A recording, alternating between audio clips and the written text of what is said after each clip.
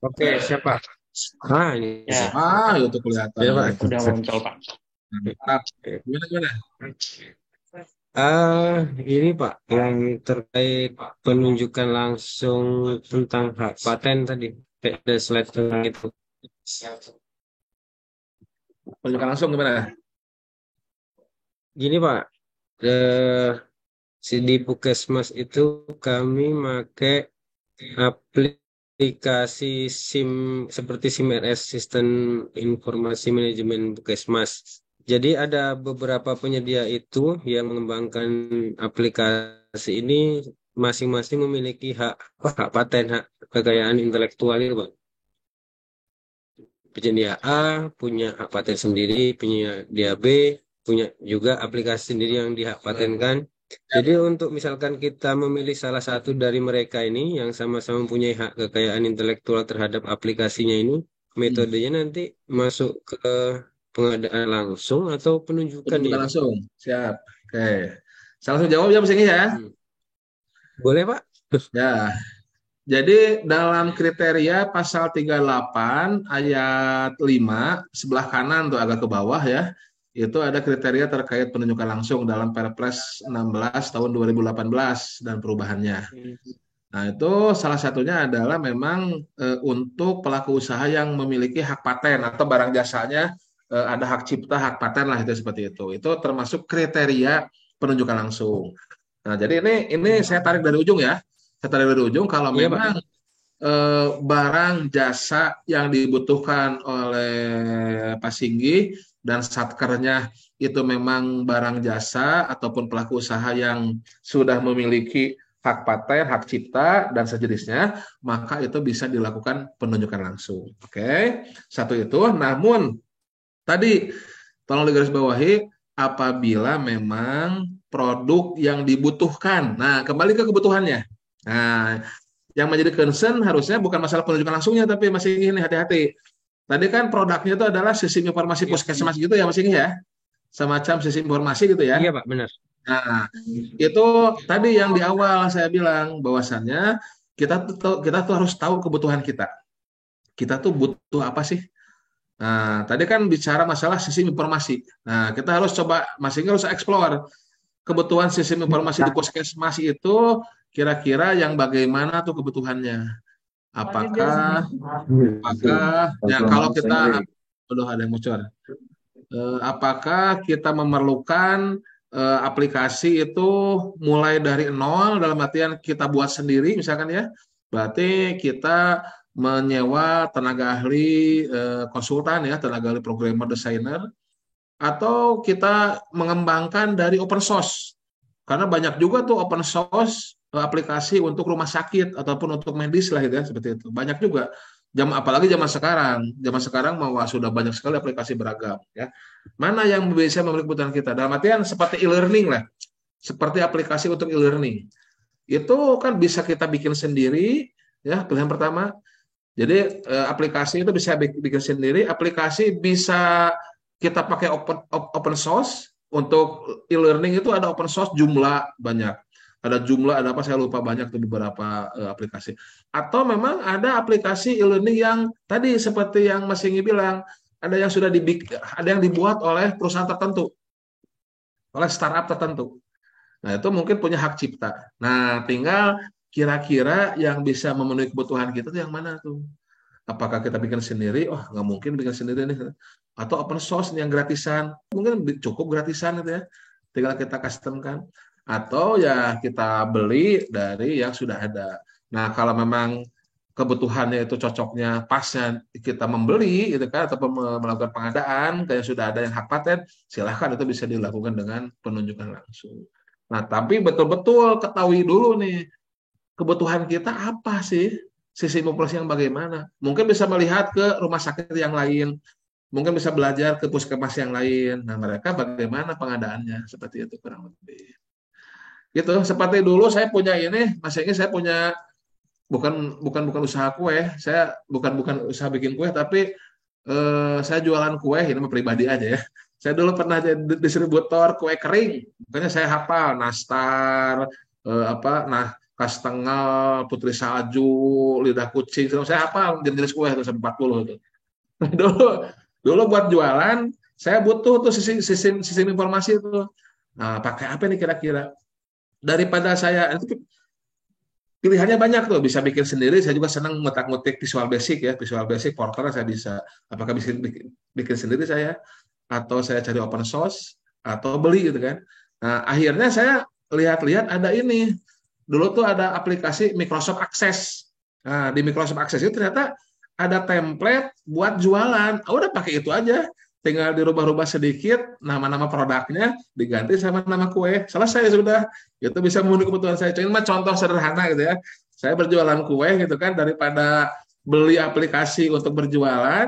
Nah, ternyata di Microsoft Access ada tuh template untuk jualan seperti itu. Tinggal diganti aja kurang lebih seperti itu. Nah, berarti tolong ada Trial version. ada judgement teknis dari Pak Singi dan tim, kira-kira yang bisa memenuhi kebutuhannya yang bagaimana gitu.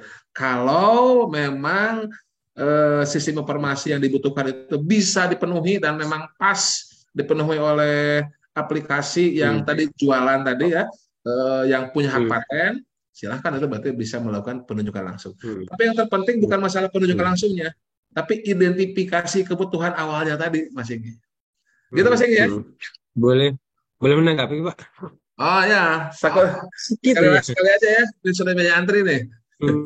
Iya Pak, iya Pak.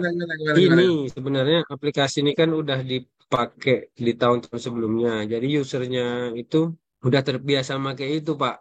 Aplikasi kan banyak yang punya ini kan Pak, ganti pun sebenarnya bisa. Tapi untuk menguatkan bahwa usernya itu udah terbiasa pakai itu gitu Pak. Kalau dirubah lagi nanti belah cep lagi. Itu maksudnya Pak. Di identifikasinya. Saya tanggapi ini. Nah, itu bisa jadi pilihan. Memang gini, ketika kita switch produk, memang akan ada biaya switching. Nah, akan ada biaya untuk pindah, biaya sosialisasi, biaya mempelajari. Nah, itu bisa dihitung. Dalam artian mana yang lebih mahal, bukan masalah belinya. Dalam artian kalau kita switch ke produk ini, misalkan kita switch ke produk yang baru ini, memang ini nanti akan ada biaya pelatihan, misalkan. Tapi kalau kita hitung-hitung, misalkan aplikasi yang sekarang, misalkan bayarnya per tahun, misalkan ya, asumsikan gitu ya, misalkan. Kan ada aplikasi yang harus bayar per tahun. Nah, jadi monthly atau yearly lah gitu kan. Nah, annual ya. Nah, misalkan daripada harus bayar setahun, misalkan ini Mas, saya asumsikan setahun harus bayar 25 juta misalkan ya. Nah, mendingan ini beli ini 5 juta, terus biaya training 10 juta. Ini beli aplikasi ini 5 juta, itu one lifetime, sekali saja belinya. Misalkan murah. Memang biaya trainingnya 10 juta, tapi masih tetap lebih murah daripada kita bayar 25 juta misalkan. Jadi sudah terbiasa pakai, bisa diatasi dengan training, bisa diatasi dengan ya tadi pelatihan. Cuman switching cost-nya berapa? Nah, itu dihitung. Kita lihat mana yang, makanya tadi di awal kembalikan ke tujuan pengadaan. Mana yang paling efektif, efisien, mana yang paling memenuhi kebutuhan secara kualitasnya tadi. Gitu Pak Singgi ya. Jadi nggak apa-apa walaupun user terbiasa pakai Windows gitu misalkan ya, daripada sering keserang virus misalkan, ini saya asosiasikan, mendingan sekali aja kita ganti switch ke Apple misalkan, ke macOS misalkan ya. Kita switch ke macOS nih, sekali training tapi tidak akan ribet lagi sama virus, tidak akan misalkan ini seperti itu. Gitu Mas Singgi. Jadi silahkan, bagusnya ya kalau Mas Singgi ngerti IT, bisa tuh melakukan technical judgment, atau ya harus ngobrol sama orang yang ngerti IT. Tapi ngobrolnya jangan sama penyedianya. Kalau sama penyedianya pasti bisa ini Pak, bisa, pasti gitu jawabnya. Jangan sama penjualnya, jangan sama penyedianya, ngobrolnya sama yang ahlinya. Begitu Mas Singgi ya. Cukup ya. Nomor saya ada di blog, silakan nanti kalau belum puas WA saya aja, silakan. Aman ya, teman-teman yang lain juga ya. Karena hal-hal ada di blog di healthy.net, lihat ya bot tuh, ada nomor WA saya ya. Oke. Ya, berikutnya lagi dari Yana di RS Bayangkara ini ya. Ibu atau Bapak Yana ini Pak. Terkait dengan tadi Pak, sama masih beli atau langganan Pak. Kalau beli soalnya lebih mahal Pak. Tuh. Nah, silahkan makanya dihitung ini. Dihitung secara ini, secara biaya silahkan dihitung selama umur ekonomisnya berapa. Dalam artian apakah lebih, ya makanya kembalikan ke prinsip pengadaan, apakah lebih efisien kita beli one times ya, lifetimes, atau kita beli per bulan ya. Ini ya itu tergantung kebutuhan. Saya juga gini, saya kan pakai Apple ya, pakai iPad. Saya kalau mencari aplikasi ya, kalau memang ini kira-kira butuhnya itu lama ya, ini akan terpakai lama, saya biasanya cari yang lifetime. Saya mind map ya. Mind map kan saya senang tuh bikin-bikin mind map ya, sehingga ini akan terpakai lama nih. Kalau ada konsep baru saya sering pakai mind map. Nah, maka untuk aplikasi mind map saya nyari kalaupun harus beli itu yang lifetime, bukan yang bulanan. Itu contohnya ini bagi pengguna saya pribadi gitu ya. Tapi kalau ini mah kemarin misalkan saya contoh perlu Adobe Illustrator. Nah, tapi itu ini pemakaiannya hanya sekali saja, jarang. Ini sebenarnya ini hanya saya butuh aja. Nah, maka saya hanya pakai buat sebulan. Nah, berarti saya bayar sebulan aja. Saya bayar sebulan aja pakai Adobe Illustrator ya. Nah, selanjutnya ya karena saya tidak pakai lagi, saya tidak bayar lagi.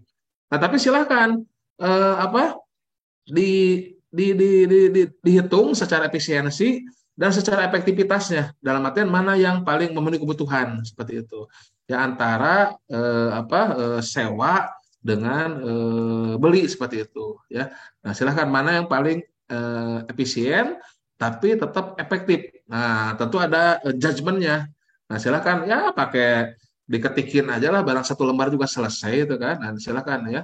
Sehingga menjadi dasar apakah berlangganan atau ratusan juta atau mungkin ini kan rumah sakit itu kan banyak, kenapa nggak ibaratnya tanda kutip bersatu tuh rumah sakit tuh sehingga bisa di leverage kan ya, aplikasi yang sama gitu ya, aplikasi yang sama bisa leverage mungkin bisa lebih murah lagi. Seperti itu ya. Satu penyedia untuk beberapa rumah sakit atau ya rumah sakit se-Indonesia bersatu gitu ya untuk mengadakan satu aplikasi rumah sakit itu datanya mungkin bisa lebih terintegrasi. Ya ini hanya hayalan saya aja lah. Tapi kan integrasi data sebetulnya sekarang itu sangat penting ya sekalian. Kita Mas Pandu, ada lagi? Ya, baik Pak. Ini mungkin terakhir ya dari kolom chat. Masih sama Pak pertanyaannya untuk Bapak atau Ibu Yana nih dari RS Bayangkara. Nah, pertanyaannya, terkait pengadaan melalui e-katalog, apa bisa dilakukan pembayaran DP? Apabila bisa, maksimal berapa dan apakah ada regulasinya, gitu Pak? Kemudian ada batas maksimal pekerjaan apabila diberikan DP, Pak? Terima kasih. Itu aja sih Pak. DP itu down payment ya, uang muka tuh. Ya dalam aturan kita istilahnya uang muka itu ya, ada pemberian uang muka itu ya untuk usaha kecil gitu ya, untuk usaha kecil. Namun ya kalau untuk untuk di katalog ataupun di purchasing itu kan biasanya nilainya ya tidak terlalu besar lah gitu kan. Dan kalaupun besar tuh biasanya nanti pengusahanya pengusaha besar ya. Jadi usaha untuk belanja-belanja usaha mikro kecil itu biasanya nilainya tidak terlalu besar. Nah, kemudian juga barangnya sudah ready lah gitu kan. Ready, jadi bukan barang custom. Jadi kalau dalam teori pengadaan kita memberikan uang muka atau memberikan down payment itu biasanya itu barangnya barang custom sehingga si pelaku usaha itu butuh membeli bahannya dulu, alatnya dulu, baru diproses, sehingga mereka butuh uang untuk awal. Tapi kalau produk yang sekarang umum itu biasanya kan mereka sudah ada modal awal, mereka sudah berproduksi rutin kan, sudah berproduksi rutin, barang sudah jadi kan, nah kita beli, nah nanti dari pembayaran itu buat cash flow ke depannya seperti itu. Jadi sebetulnya mereka relatif tidak memerlukan DP sebetulnya. Jadi ketika kita memberikan uang muka itu kita harus lihat apakah memang bisnis prosesnya itu memerlukan uang muka atau tidak seperti itu. Nah, kalau memang memerlukan ya bisa kita desain dalam kontraknya. Tapi biasanya kalau untuk importation sih tidak ya gitu ya. Ya, karena barangnya sudah jadi, sudah ready stock, sudah ada di gudang ya. Nah, mereka tidak butuh uang muka untuk membeli bahan-bahan. Misalkan saya mau beli kue misalkan ya, kue kue kue sus dari katalog misalkan katalog lokal. Mereka tidak butuh uang untuk beli terigu dulu, untuk beli pelaknya dulu, atau beli opennya dulu. Mereka sudah ada tuh, susah itu sudah jadi kan, sehingga ya tidak memerlukan uang muka. Kurang lebih seperti itu. Nah, jadi tolong dilihat Pak Yana ya, bukan masalah aturannya. Di aturan ada pembayaran uang muka ada untuk usaha kecil bahkan minimal 50% minimal bahkan gitu ya. Minimal ya, bukan bukan maksimal. Namun tadi keperluan uang muka itu secara hakikatnya kita lihat seperti itu. Diperlukan atau tidak uang muka gitu kan. Nah, kalau misalkan membuat kapal, misalkan kapal custom ya, kita punya desain kapal, kemudian kita order, ya terlepas caranya apakah di katalog sudah ada kapal tersebut ataupun melalui tender, terserah lah, terlepas dari caranya.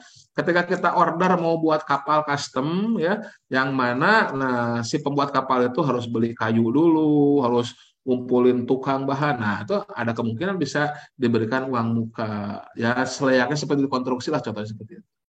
Gitu. Bahkan kalau lebih mendalam lagi ini Mas Pandu, kalau kita cerita uang muka, kalau kita memberikan uang muka itu harusnya ada timbal baliknya dari pelaku usaha. Karena kita tuh kan ada cost of money, ada biaya uang. Ya kan? Kalau makanya jangan salah nih kalau kita menjamin uang ke orang lain itu bukannya riba ya.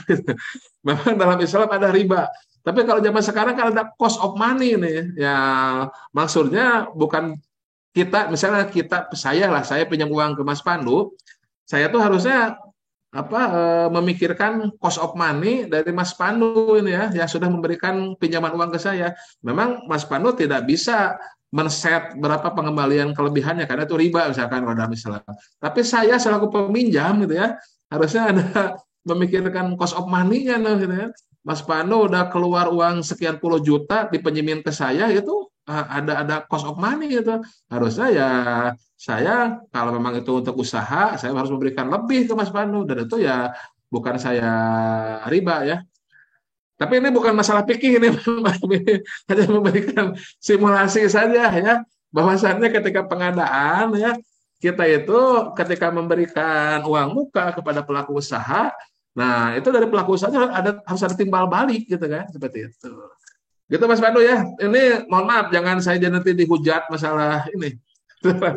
Salah fikih Islam. Nah, Ya, ini bahasan kita bukan fikih Islam ya. Bahasannya ini. Silakan. ya. Baik, Pak Heldi. Apakah ini Pak Cukup ya? masih ada waktu Pak sebelum untuk kegiatan berikutnya nih Pak Heldi? Silakan. Kalau ada yang mau nanya open mic langsung satu orang boleh lah Mas Pandu. Ya, baik. Dipersilahkan Bapak Ibu bagi yang Kalau masih ingin ada. mengajukan pertanyaan nih. Kalau tidak ada saya meluncur ke tempat lain. Cukup kayaknya Mas Silakan Pandu. Bapak Ibu. Ada ya? Ya, baik. Mungkin untuk sesi kebijakan kita cukupkan Pak Heldi. Terima kasih banyak atas materinya nih. Luar biasa sekali ya Pak. Daging semua nih Pak istilahnya kalau anak muda zaman sekarang Pak. Kayak YouTuber aja nih. Daging semua. Ya, baik Bapak Ibu.